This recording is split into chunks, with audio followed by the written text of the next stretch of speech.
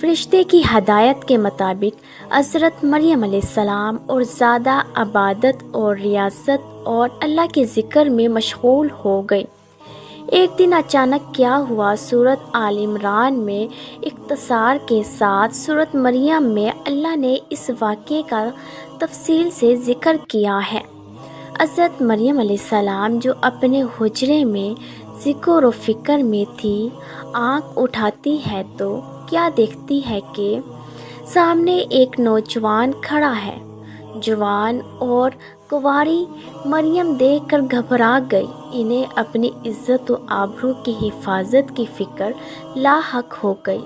چنانچہ حضرت مریم علیہ السلام اس نوجوان کو دیکھ کر اسے مخاطب کرتی ہیں اور کہتی ہیں، ترجمہ: اگر تو کچھ بھی اللہ کا خوف رکھنے والا ہے تو میں تجھ سے رحمان کی پناہ مانگتی ہوں۔ جی ہاں، حضرت مریم علیہ السلام نے بھرپور جوانی تک اپنی عزت و آبرو کی حفاظت کی، اور جب ایک نوجوان شخص اس کے سامنے آیا تو پھر اسے اپنی آبرو کی فکر پڑ گئی اور وہ اللہ کی پناہ میں آنے کی بات کرنے لگی اور اس نوجوان کو اللہ کا خوف دلانے لگی۔ تو یہ عمل اللہ کو اس قدر پسند آیا، عزت کی غیرت و حمایت کا یہ جملہ اس قدر پیارا لگا کہ اللہ کریم نے حضرت مریم علیہ السلام کے اس کردار کا ذکر اپنی آخری کتاب قرآن کی اس صورت میں کیا، جس کا نام ہی التحریم یعنی حرمتوں والی صورت ہے، حلال و حرام والی صورت ہے۔ اس صورت کا اختتام مولا کریم نے حضرت مریم علیہ السلام کے ذکر سے یوں ترجمہ: عمران کی بیٹی مریم کی مثال تمام مومنوں کے لیے ہے کہ جس نے اپنی ناموس کی حفاظت کی، پھر ہم نے اپنی طرف سے اس میں روح جان پھونک دی۔ مریم اپنے رب کی باتوں اور کتابوں کو مانتی تھی اور وہ عبادت گزاروں میں سے تھی۔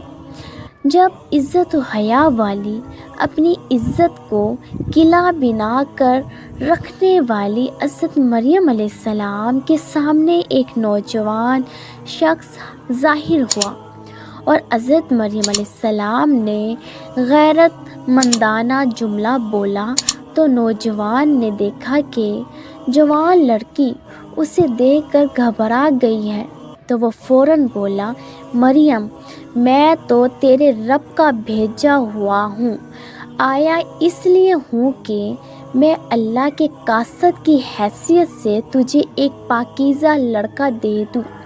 حضرت مریم علیہ السلام کہنے لگی کہ لڑکا پیدا کیسے ہوگا؟ کوئی فرد بشر تو بھی میرے قریب بھی نہیں بھٹکا، میں نے اپنی عصمت کی چار دیواری کو کبھی نہیں پھلانگا، عزت کی چادر کو بھی داغدار نہیں ہونے دیا، مجھ سے بالا تر ہے کہ ایسا کیوں کر ہوگا۔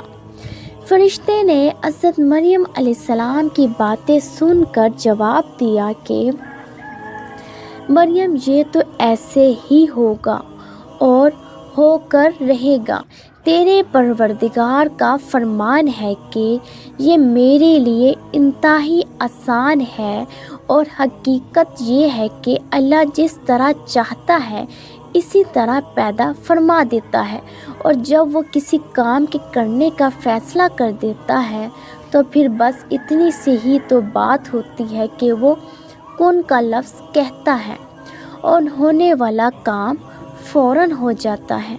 چنانچہ اللہ تعالیٰ کا فرمان یہ ہے کہ ہم اس بچے کو پوری انسانیت کے لیے ایک نشانی بنائیں گے، یہ ہماری طرف سے رحمت ہوگا، یہ معاملہ طے شدہ ہے۔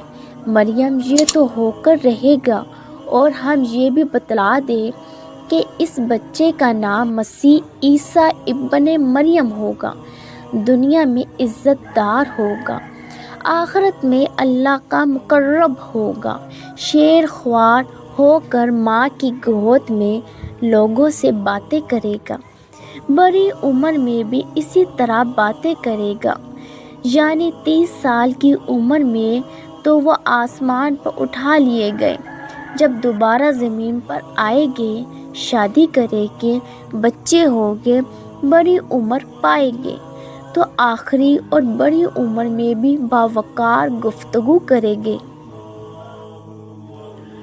بوڑھوں کی طرح گفتگو میں لغزش نہیں دکھائے گے۔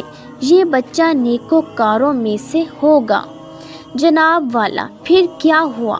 حضرت جبرائیل علیہ السلام نے گریبان میں پھونک ماری اور حضرت مریم علیہ السلام کے بطن میں مستقبل کے پیغمبر حضرت عیسیٰ علیہ السلام ایک بچے کی حیثیت سے پرورش پانے لگے۔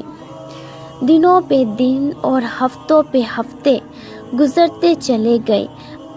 حضرت مریم علیہ السلام کو اب فکر دامنگی ہوئی کہ بچہ پیدا ہوا تو لوگ کیا کہیں گے، اس کی پاک دامنی پر عزت و حرمت پر حرف آئے گا۔ چنانچہ فوری طور پر حضرت مریم علیہ السلام نے یہ کیا کہ وہ بیت المقدس سے چند کلومیٹر دور ایک ویرانے میں چلی گئی۔ اس جگہ کا نام بیت لحم ہے۔ بے موسم کے پھل تو انہیں پہلے بھی ان کے حجرے کے اندر بھی اللہ کی طرف سے مل جایا کرتے تھے، اب ویرانے میں بھی مل جایا کرتے ہوں گے۔ یہاں رہتے رہتے آخر وہ لمحہ بھی آ ہی گیا جسے زچگی کا لمحہ کہا جاتا ہے۔